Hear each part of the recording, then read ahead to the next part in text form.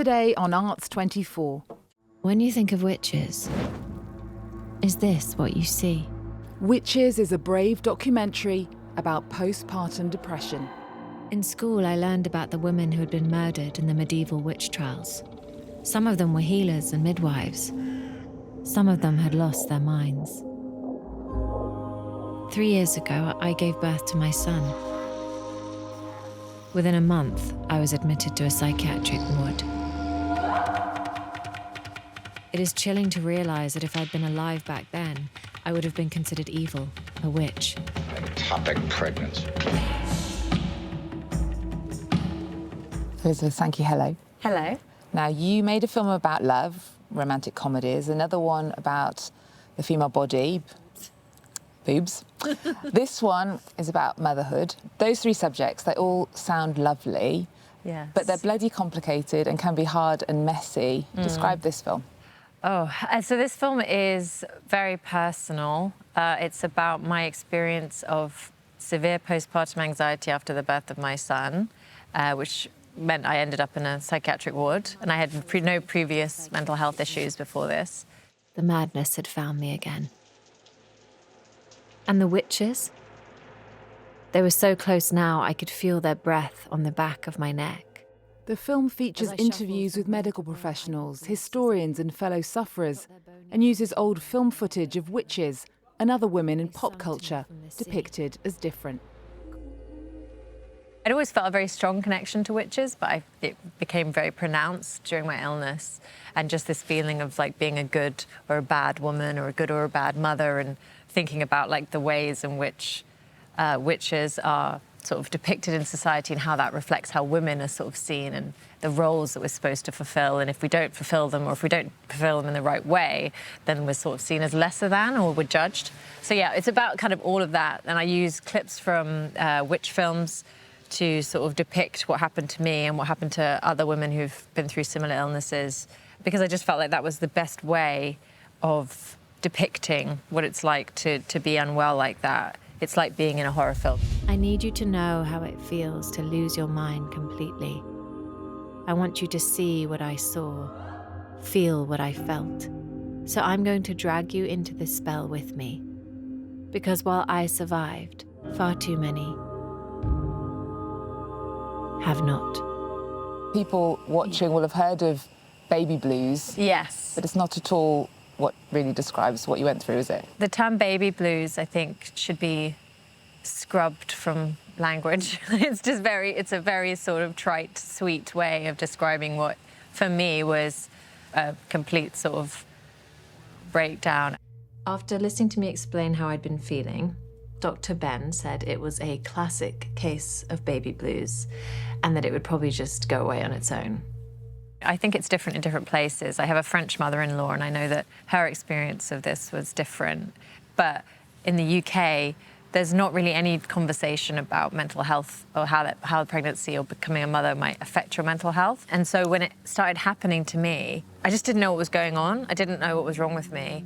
And because it's linked to giving birth, you start to think, oh, this is because of this decision that I've made, and the baby is the reason why I feel like this. And then that kind of takes you down this like horrible spiral of like shame and guilt, and also just like terror. It was unbearable. It was like physically unbearable. It was like being in physical pain all day. And yeah, everyone you go and talk to is like, oh, why don't you just have a bath? Yeah. Like, why don't you smell some lavender? And it's like, no, I need like serious medication. And so the journey to getting help and getting into the ward took so long, and I had to go back to hospital like so many times and just say like, I'm really, really, really unwell. You need to do something. Nobody wants you to be ill. All the people around me were like, you're sure you'll be fine. And you have to be like, no, honestly, the thoughts in my head, this is not going to end well if I don't get help. So do you think you said you've got a French mother-in-law, do you think it's different in France then? It was really interesting actually doing the film, because I interviewed some people, one of whom has written a lot about the different types of kind of pressures put on mothers in different places, and she had studied French motherhood, and there's not as much pressure to breastfeed. There's this idea that a woman should have her identity apart from her child, that you shouldn't be too connected to your child in a way that would be sort of detrimental, and that you should have your own identity. Also, childcare is just so much more readily available in France. And it does feel like there was this split in the 70s where the UK and America went one way towards kind of natural birth and breastfeeding, and the mother you should be as close to your child as possible, sleep in the same bed, whereas France went, no, it's more important for the woman to have like her own relationship to her body and herself and her work and her partner.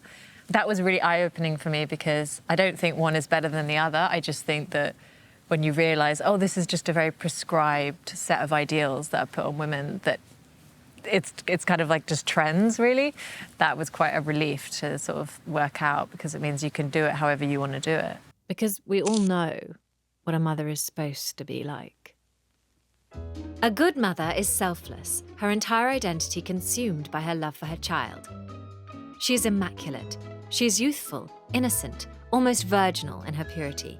Her hair flows behind her as she walks through a field of wildflowers, breastfeeding her baby.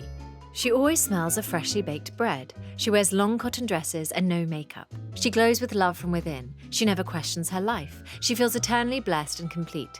She has at least 3 children for whom she is the primary caregiver. She is thin, attractive, and stylish. She is never stressed, never angry. She overflows with compassion, joy, and endless emotional resources. So I had been out of the psychiatric ward for 2 months when I started making this, and to be honest, it's quite funny talking about it now, because I was still very much like mad then. So when you watch the film, you are watching like a film made by a mad woman. I just had to do something to process what had happened to me, and also to kind of find peace within myself. And I felt very connected to these portrayals of women in society who don't fit in, who are witches, who are seen as 400 years ago. sort of not belonging or not behaving in ways that are socially acceptable.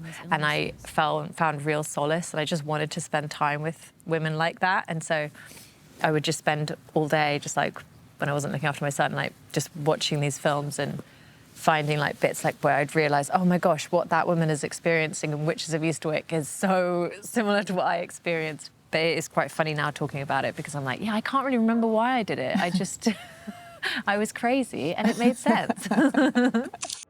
The Wicked Witch was supposed to scare us, but she was also created as a warning for women and girls.